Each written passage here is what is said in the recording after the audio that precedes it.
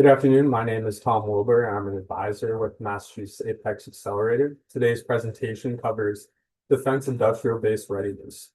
Over the next 35 minutes, we'll cover three things. First, what DIB readiness means and how it is defined. Second, the 9 areas in which the Department of Defense and prime contractors will evaluate manufacturers and other defense-related entities. And third, the services available to Massachusetts businesses that want to address any of these areas. By way of background, the Apex accelerators were funded through cooperative agreements with the Department of War, which helps businesses enter and navigate government contracting. Services are provided at no cost thanks to taxpayer dollars to Massachusetts businesses. There'll be time for questions near the end. Please refer to the chat or the Q&A section, and contact information will be on the final slide. Overview of DIB readiness. DIB readiness, defense industrial base readiness, is the comprehensive assessment of a manufacturer's ability to support national defense needs. It's a multidimensional evaluation rather than a single certification. It covers 4 categories of capability: operational, production capacity and processes; financial, the abilities to sustain contract performance; technical, manufacturing, technology and data management; and security, the protection of sensitive information. Readiness information is used by several parties. DOW program offices use it in acquisition planning. Prime contractors use it when qualifying subcontractors.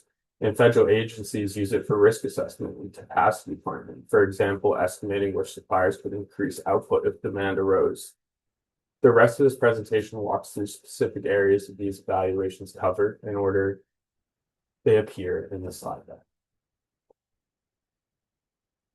So to draw some context from the current environment of DOW published industrial base assessment, first is demand. Munitions replenishment, shipbuilding, and modernization programs have increased demand on the industrial base, and the DOW has publicly stated the goal of expanding the supplier base with new entrants.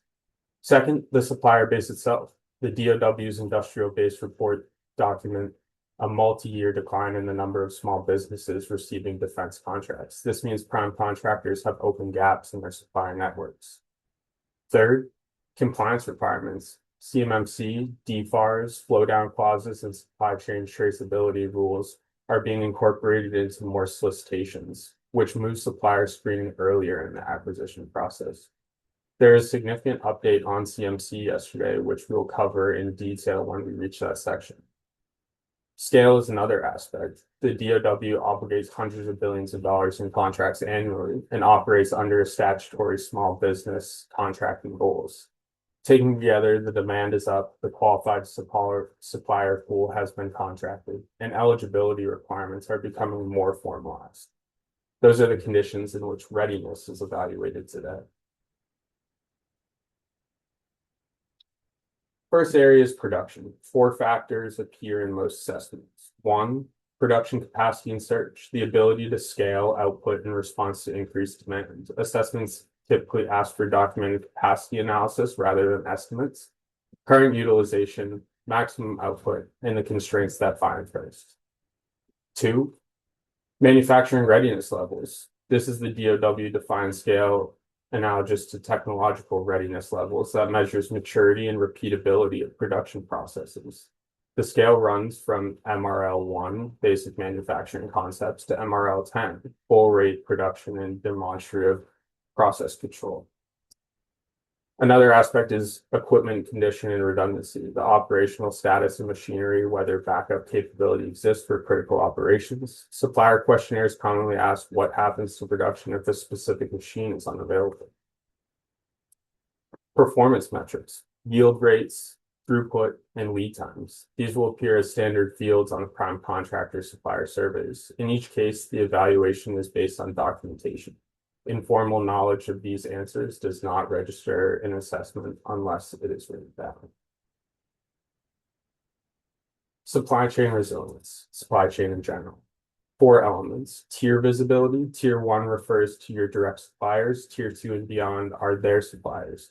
Defense customers increasingly request visibility past Tier 1, particularly for critical components. Single source dependencies. Assessments ask suppliers to identify components available from only one source because each one represents a continuity risk that transfers up the chain. Domestic versus foreign sourcing.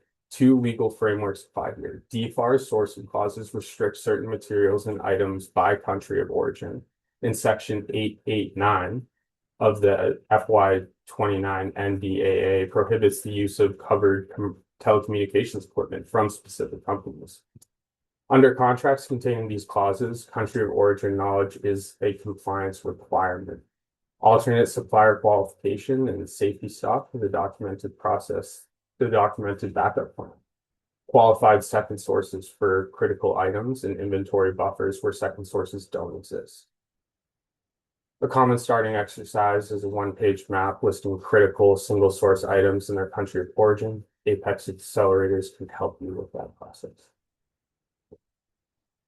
Workforce and talent readiness. In MAAPEX manufacturing surveys, workforce availability regularly ranks among the top reported constraints. The factors evaluated are listed on the left. Availability of skilled labor and engineers, security cleared personnel where contracts require them, training and apprenticeship programs, retention and succession planning, cross-training and educational partnerships. Two items warrant specific detail. Security clearances, personnel clearances are granted through a government investigation process, and processing times are currently measured in months, with timeframes varying by clearance level and case. Because contracts requiring cleared personnel generally expect them at award, clearance planning has to precede the opportunity rather than following. Cross-training as well. Supplier risk assessments treat processes dependent on a single employee as a continuity risk in the same category as single source materials. On the pipeline side, Massachusetts resources include vocational tech schools, community college manufacturing programs, and other workforce development training programs as well. A big important area that's been discussed a lot and we'll discuss more of due to recent news is CMMC and cybersecurity in general, which functions as an eligibility requirement for much defense work. The central concept is controlled unclassified information, or as you probably heard it many times, CUI. The information the government requires to be safeguarded, but that is not classified. In manufacturing, technical drawings and specifications received under defense contracts are typical examples. The applicable requirements, DFAR Clause 252.204-7012, which appears in most defense contracts involving CUI, requires the implementation of NIST-specific publication 800-171, a set of 110 security controls for protecting CUI in non-federal systems. The clause also flows down to subcontractors handling that data. Related requirements cover incident response, documented and tested procedures for detecting and reporting cyber incidents, and flow down of security requirements to subcontractors. One point of sequence for contractors that already are subject to DFAR clauses, the NIST SP 800-171 obligation exists under current contracts. CMMC, which we'll cover a little more next, is a verification mechanism layered on top of that existing obligation. And as of yesterday, as I spoke earlier, there is big news within the program. So before we get into this side specifically, we can talk through this important update. The Department of War announced yesterday, July 13th, that is suspending CMMC Phase 2 requirements. That is third-party assessment CMMC Phase 2 requirements. 3 key points so we're all on the same page. Point 1, Phase 2 is suspended, Phase 1 stays. The Phase 2 requirements that were set to take effect on November 10th of this year are suspended immediately. That means that all contracts coming out after November 10th of 2026 no longer will directly involve CMMC 2.0 third-party assessment. That doesn't mean that there won't be CMMC or other cyber-related requirements when it comes to a contract-on-contract basis. Point 2, there's a 60-day review underway currently by the DOW CIO and other folks. The department CIO is standing up a CMMC reform task force to rebuild the program around speed, to capability and lower barriers for small, medium, and non-traditional businesses. In the meantime, compliance will be enforced through NIST SP 800-171 Revision 2 self-assessments along with government-led assessments. This suspension does not remove the requirement to protect federal data. Contractors and subcontractors are still bound by DFARS clauses, as mentioned before, to safeguard covered defense information. With that in mind, here's how the program itself is structured. Because of the framework and the underlying security requirements, this remains a reference point. CMMC itself, a term that you've probably heard a lot, is the Cybersecurity Maturity Model Certification, and it's the DOW's program for verifying contractor compliance with information safeguarding requirements. The required level is determined by the type of information a contract involves. There are 3 levels under CMMC. Level 1, Foundation, applies to companies handling federal contract information, FCI, which is information provided or generated by the government under a contract and is not intended for public release. Level 1 consists of 15 basic safeguarding requirements drawn from FAR 52.204-21, verified throughout with an annual self-assessment. Level 2 is a little more advanced. It applies to companies handling that CUI as mentioned before. It requires implementation of all 110 NIST SP 800-171 controls. For contracts at this level, verification is certified either self or by third-party assessment with a C3PAO on a 3-year cycle, a subset of program permit self-assessment. Level 3, expert applies to high priority programs. It adds selected requirements from NIST SP 800-172 with assessments conducted by the government's organization. On applicability, contracts involving only FCI point to level 1. Contracts involving drawings, specifications, or other CUI point to level 2.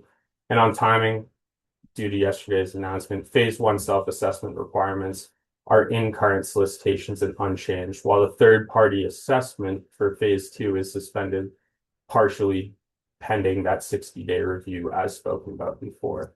The practical requirement in the interim is that NIST SP 800-171 Revision 2 compliance, and it's demonstrated throughout that self-assessment process as touched on before. Implementation timelines vary by company, but industry and assessors estimate for a full 800-171 implementation from a limited starting point commonly run a year or more, which is why the requirement is generally addressed before the solicitation it carries.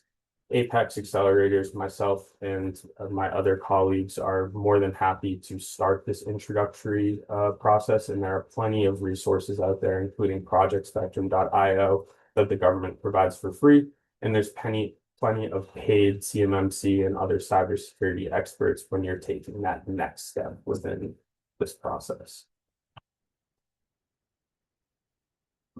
Quality management and compliance. 4 items. AS 9100, ISO 9001. These are quality management system standards referenced in aerospace and defense supply chains. AS 9100 incorporates ISO 9001 and adds aviation, space, and defense requirements. Many prime contractors list one of these certifications as a condition of supplier onboarding. ITAR and EAR. The International Traffic in Arms Regulation governs defense articles and service. The Export Administration Regulation governs dual-use items. One frequently misunderstood point, under ITAR, manufacturers of defense articles are required to register with the State Department's Directorate of Defense Trade Controls, and this registration requirement applies regardless of whether the company exports. For DFARS flowdowns, the Defense Federal Acquisition Regulation Supplement Clause in a prime contract are required to be passed down to subcontractors. Subcontractors therefore carry obligations originating in contracts they did not sign, and reviewing flowdown terms before accepting a purchase order is standard practice. CAPA and first article inspection. Corrective and preventative action systems document how non-conformances are addressed. First article inspection verifies that initial production output meets specification. Both are common audit terms. If you want more information on this, Massachusetts Accelerators will give you a base overview, but MassMAP, if you are a manufacturer, will be a great resource for you. Financial health and stability and financial capability in general. The evaluation question is whether a company can sustain performance over a contract's duration, cash flow, and working capital. The government payment cycles and long periods of performance mean contractors typically fund materials and labor in advance of payment. Prime contractors assess subcontractor financial conditions because a supplier failure mid-program becomes a prime's delivery problem. Debt levels and resilience, the capacity to absorb disruptions without missing deliveries, cost accounting adequacy, and the DCAA audit readiness. These are requirements attached primarily to cost type contracts. Firm fixed price purchase orders, the typical entry point for a lot of new subcontractors, generally do not require a government approved accounting system. The relevant planning step is identifying which contract types a company intends to pursue and confirming with an accountant what types those require.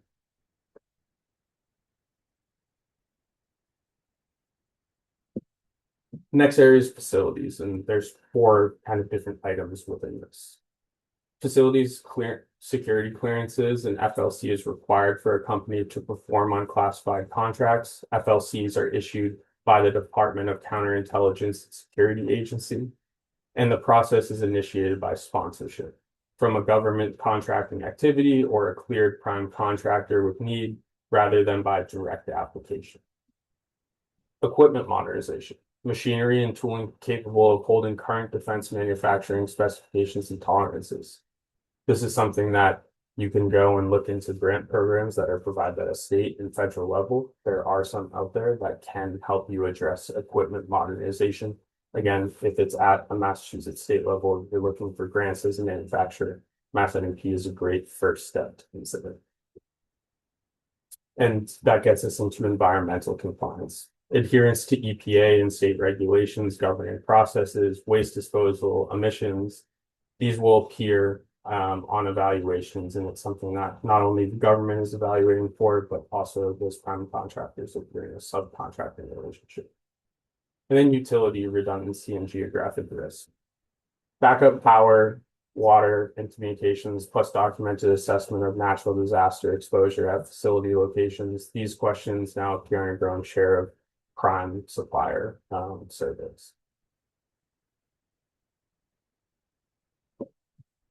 And then that gets us into technology and innovation readiness. And this will kind of bring into TRL, something that you probably heard if you're interested or have participated in the SBIR or STTR programs. Technological readiness levels are a 9-point scale from basic research at TRL 1 to systems proven in operation at TRL 9. Automation and industry 4.0 integration, additive manufacturing, digital thread and digital twin, model-based definition workflows, and robotics. The connection to defense requirements is direct. Additive manufacturing supports rapid prototyping and on-demand parts production. Digital thread provides end-to-end traceability, which serves both quality and compliance documentation. Automation affects throughput, independent of labor availability. These capabilities are identified in the DOW's published industrial strategy documents as priorities for the industrial base. For companies evaluating investments in this area, MassMAP provides an assessment and implementation supported to scale small and medium-sized manufacturers. If you're outside of the manufacturing realm, but you're still interested in TRLs or other innovation readiness, sometimes CMMC is required for certain submissions to be awarded in that SBIR, STTR process. You're more than able to reach out to us. We will break down on a solicitation by solicitation basis and a topic by topic basis if you need to adhere to certain aspects of that cybersecurity side of things. And additionally, if you need to get involved with the manufacturer to start that process of prototyping your innovation.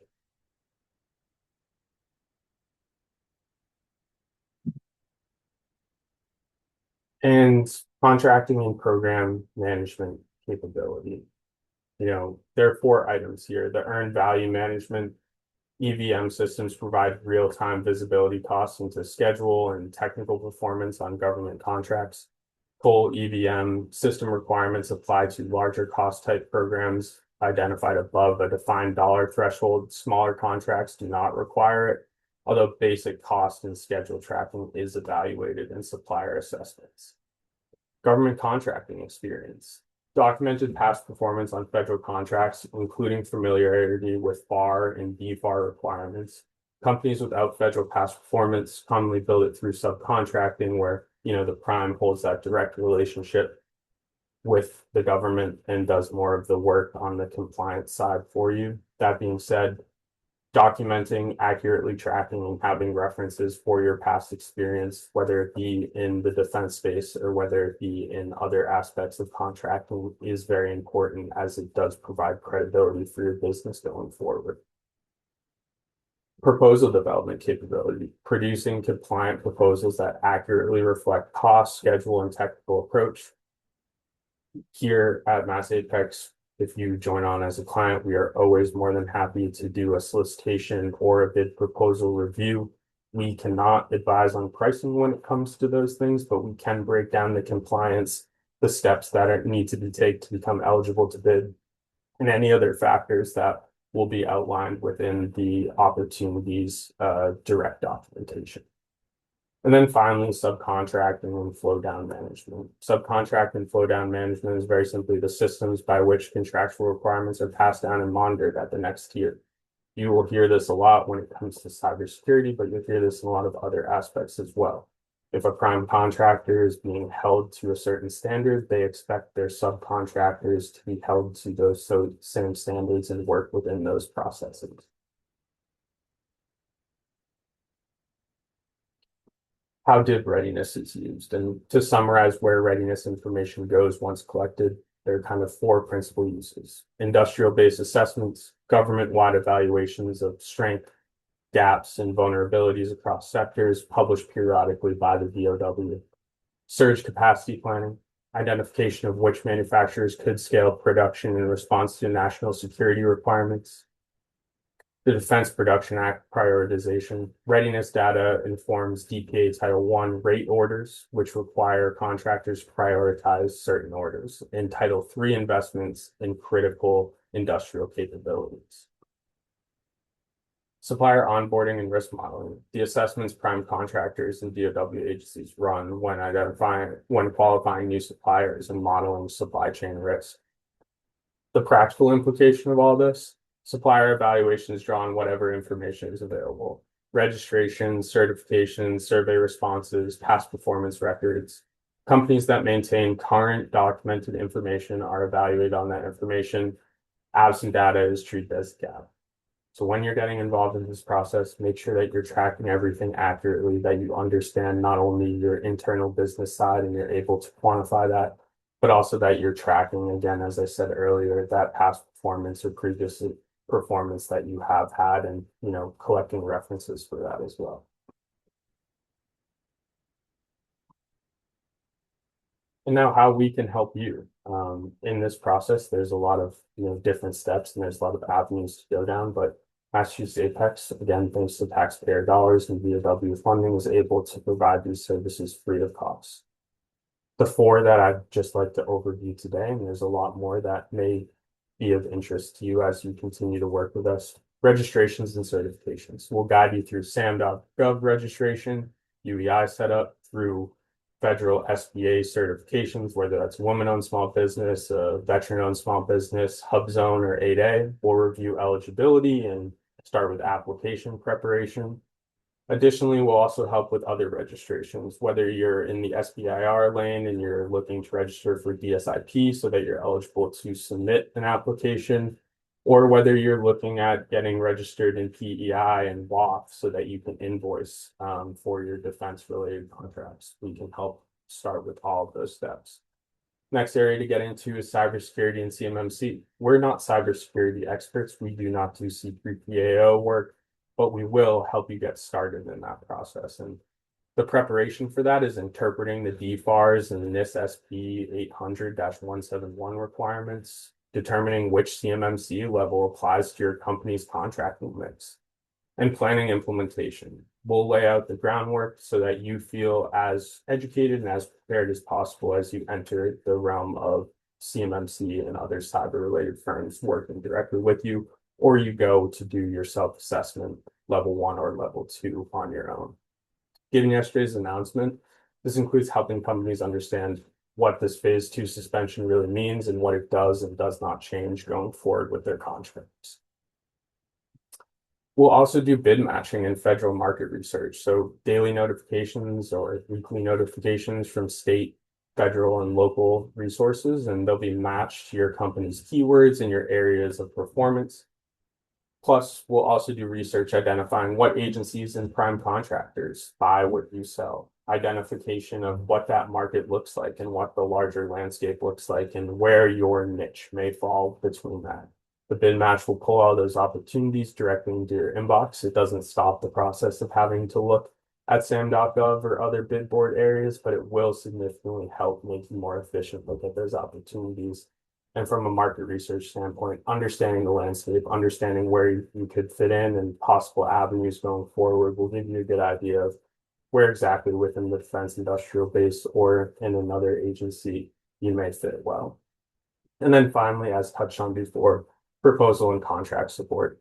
We can review your bid proposals on anything other than pricing, and we're more than happy to also review solicitations. If you find something of interest, you think it's a good fit, that you want that second set of eyes to make that determination of, should I proceed forward with this? Does it, qualify me? We'll be able to answer those questions. And then additionally, we can do some post-award guidance as well if you are to successfully win a contract. And finally, roadmap readiness. And there is a lot of aspects that go into this, depending on your company and where you fit. Your roadmap may look very different than someone else's, but we're all trying to get the most educated perspective on where our company can go and what steps your company may have to take. The sequence that most companies follow, though, are in these 4 steps. Step 1 is a baseline assessment across the areas that we covered today: production, supply chain, workforce, cybersecurity, quality, and financials. That output or that determination gives you a good picture of where you currently stand. The step 2 is closing those eligibility gaps. Certain items function as gates rather than scoring factors. SAM.gov registration, NIST SP 800-171 progress, where CUI is involved, and quality system documentation are all areas that you may need to address in order to be eligible. These are addressed first because they determine whether you can even be considered for some contracts. And with the CMMC suspension, that does not change the fact that 800-171 self-assessment remains the interim enforcement mechanism. Step 3 is getting back into making sure that all those registrations are in process, that all the certifications that you want or need to pursue the avenue that you're looking for are in place. And then finally, pulling in some of those opportunities that we talked about on a previous page of the bid matching and the market research report to give you a good idea of what agency databases you should register in, what prime subcontracting portals you can register in, and then other avenues of outreach along with that to make sure that people know that you're a defense-ready company. And then finally is that pursuit. Building an opportunity pipeline through that bid matching, establishing past performance, even if it's through subcontracting methods, and slowly and hopefully expanding from there.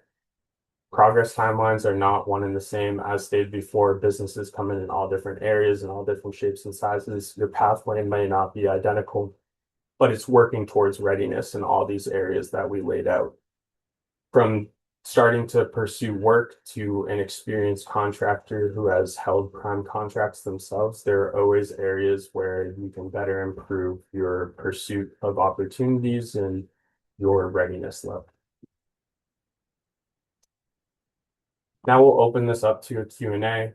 I will go and jump into the chat now to see if there are any questions there. If you want to ask a question, please enter it now, and I'll be sending out a couple polls as of right now as well. But thank you very much for taking the time today. We'll get into the Q&A.